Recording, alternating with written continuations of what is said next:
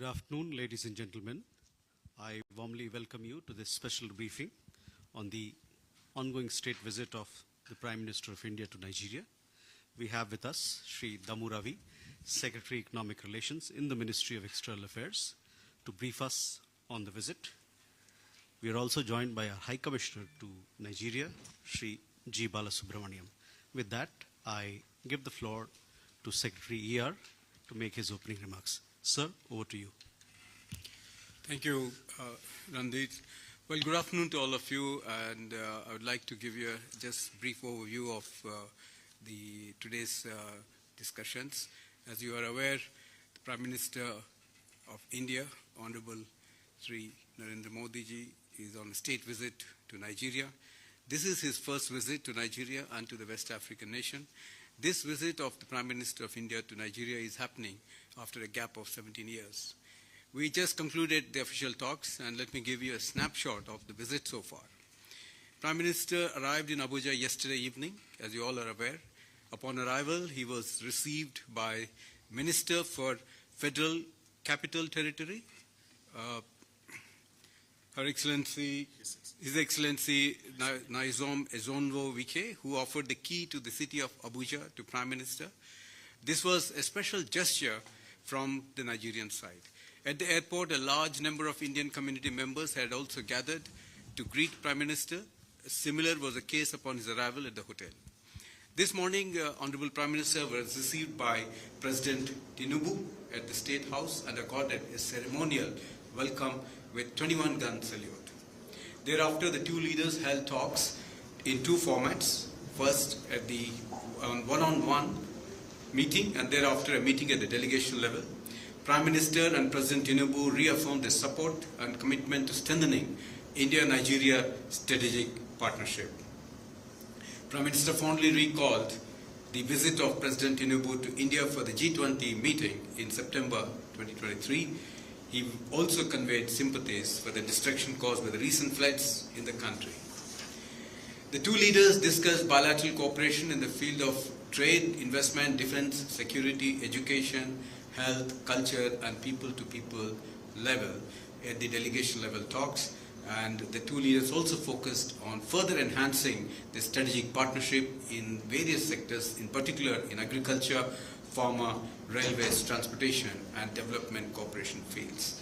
As you all are aware, the India-Nigeria relationship is very strong, underpinned by a strong economic cooperation and trade and investments. There are about 200 Indian companies who have invested about $27 billion in this country, and the two leaders have discussed ways to further expand this economic partnership for the mutual benefit of the two countries. Indian companies are also creating a large number of jobs in Nigeria. Capacity building with a large number of scholarship and digital education methods. Nigerian students have availed significant facilities both in this country and also in India under the iTech program. Both leaders have also discussed global and regional issues, and in that context they have reiterated their commitment to further deepen their commitment to the Global South and how to take forward the agenda of the Global South in the global discourse, particularly to meet the aspirations of developing countries. In keeping with the very special ties shared between India and Nigeria, President Tinubu conferred on Honorable Prime Minister Modi the highest award of the Order of Niger. The Grand Commander of the Order of Niger for his contribution to strengthening India-Nigeria ties. Prime Minister Modi is the first foreign leader to be conferred this national award since 1969. While accepting the award, Prime Minister dedicated the honor to India-Nigeria friendship and to the people of India. During the talks, there have been exchanges of 3 memorandum of understandings covering there is a cultural exchange program, customs cooperation, and survey cooperation. President Tinubu hosted a state banquet in honor of Prime Minister Modi. In short, while from now Prime Minister will address a gathering of the Indian community in Nigeria. As you are aware, the Indian diaspora has deep roots in Nigeria. There are about 60,000 Indian diaspora in Nigeria. who are involved very successfully in several areas of the economic cooperation and partnerships. They have been living in this country for several decades, and their contribution to Nigerian society is widely recognized.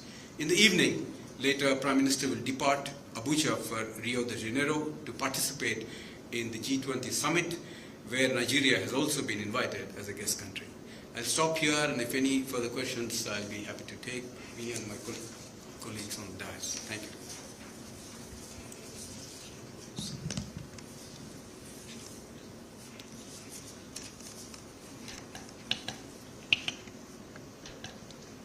We now open the floor for questions.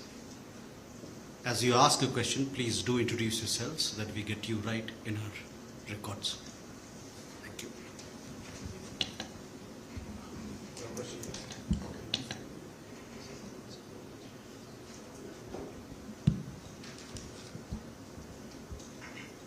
Thank you so much, Your Excellencies. My name is Innocent Odo. I write for leadership newspapers. You have mentioned quite a number of very important areas of collaboration between Nigeria and your country, India, where our president has also discussed with your Prime Minister. So I'm just looking at the area of agriculture that you mentioned, and we're more specific about building the capacity of the Nigerian agro-commodity farmers to build up their businesses in Nigeria using the Indian connection. How much of that do you think would boost that capacity, according to the discussion you have with the Prime Minister has with our President? And the other one is that you mentioned the issue of the Global South. Things are changing around the world right now, because the U.S. election has introduced Donald Trump as the new president of America. So how can we collaborate with India to boost the chances of the Global South in the complex and complicated international politics, especially at this current time? Thank you, sir. Question, please. So I'm Vishal from DD News Delhi. My question is, India has now become an exporter in defense production. Defense products are being exported to around 100 countries. So was there any discussion on the defense issue? Because companies from India, they had a kind of show here in Abuja, I was told by the High Commissioner. And the second one is regarding the digital economy. India has set an example across the world. So is Nigeria also ready to take on the experience and expertise of India? We have a question there. Good afternoon. My name is Benny Ark. I'm a correspondent with Channels Television, Abuja. My question will go to the High Commissioner for India to Nigeria, and that's given Nigeria-India historical ties, what steps have been taken to address trade imbalances, and also what implementing strategy during this visit of the PM to the President was discussed to also see how this goes down to local SMEs and not just the large corporations. Thank you.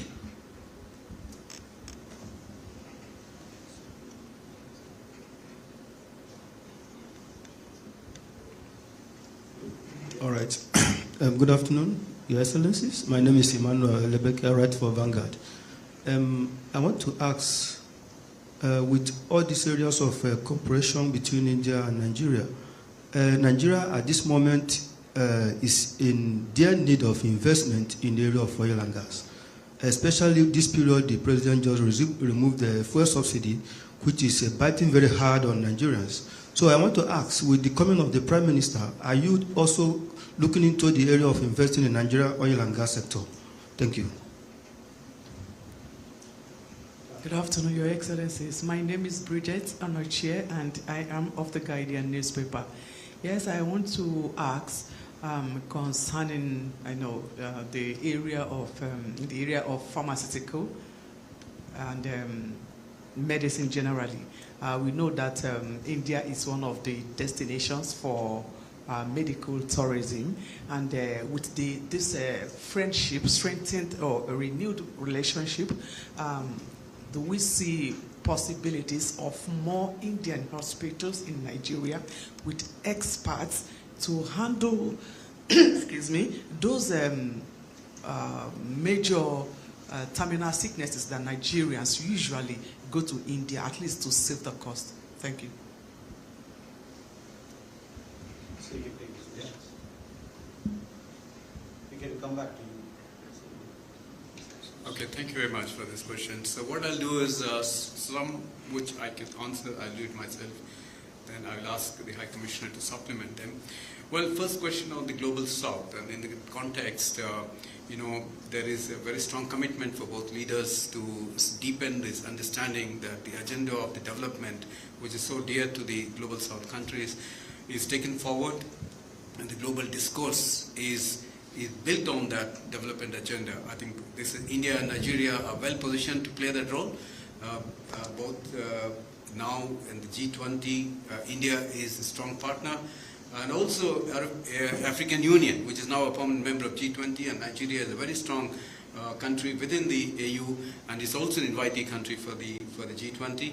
Also, Nigeria, given that it's become a partner country in the BRICS, in different ways, both India and Nigeria can take up the agenda of development and put it in the center of the global discourse. And that's the idea, and both leaders have discussed about the need to continuously address the aspirations and challenges of the countries in the Global South.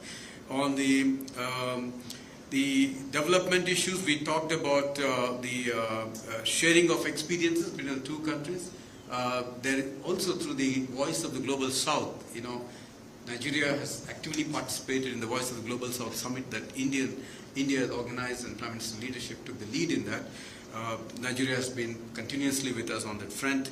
And also in the context of Global South itself, there is a need for sharing of experiences. Some of the low-cost solutions that India has developed are very effectively implemented in our own country, can be customized to the countries in the Global South. And Nigeria can play a catalyst role and also a partnership role on that front. So I think the official delegations and experts subsequently will be talking about this, and both sides will be discussing further how we can take forward. In the digital space, there is a lot to achieve. In the energy space, in the renewable energy space to fight the climate change, there is again a significant scope for both countries to come forward. On the agriculture front, yes, there have been a serious talk today in the delegation level talks.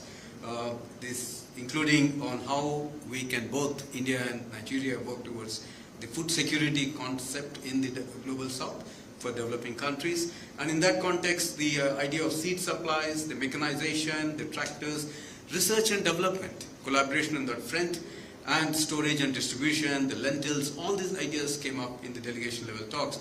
But I think we will be further building on these ideas subsequently at the expert level.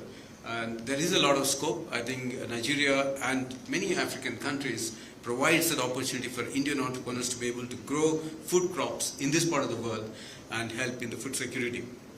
I think those are the ideas. I'll ask High Commissioner to supplement on other items. Thank you. Thank you very much. Thank you, sir.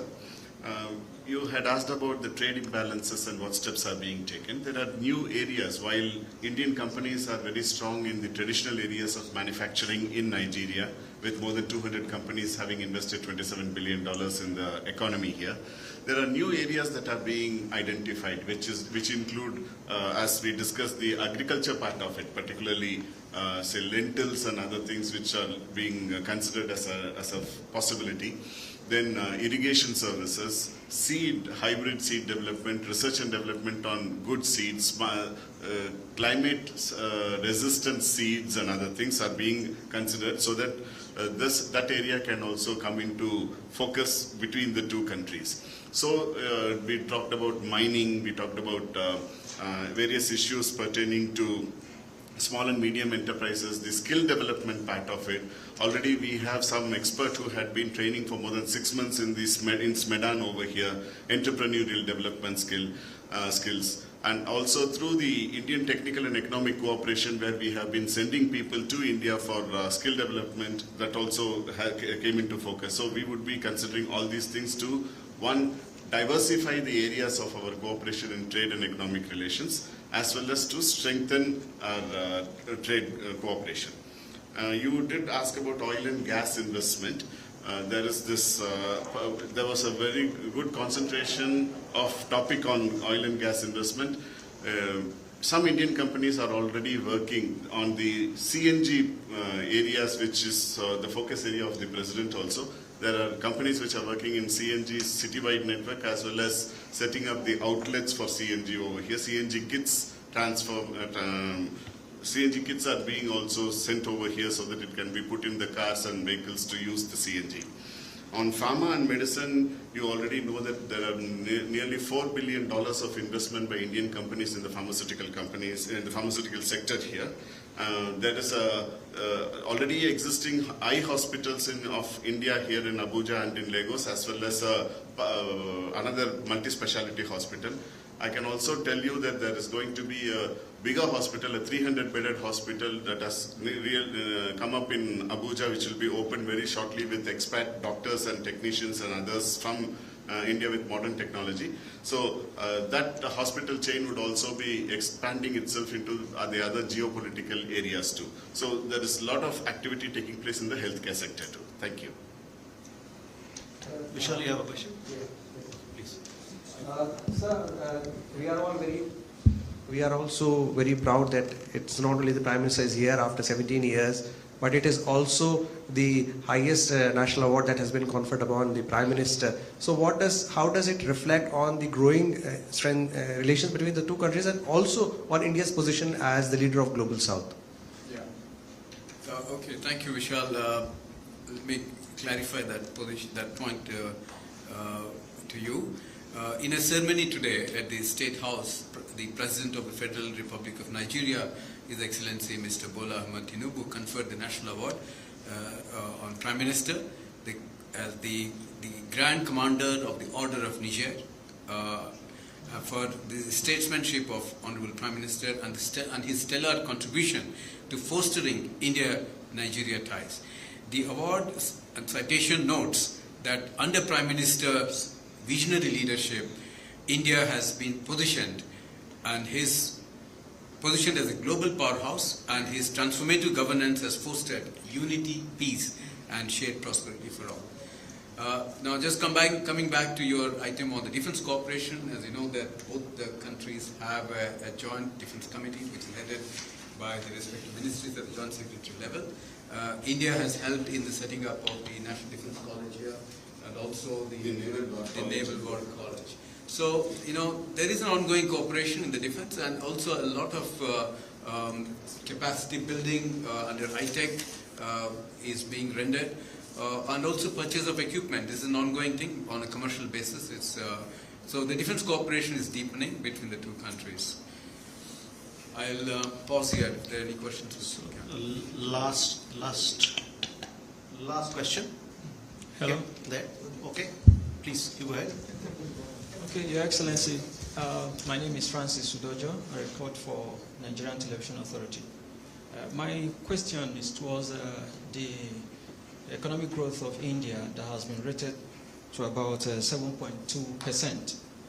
This is a wonderful growth. I would like to ask, what kind of policy, what would you say is the major policy put in place that has given India this kind of growth?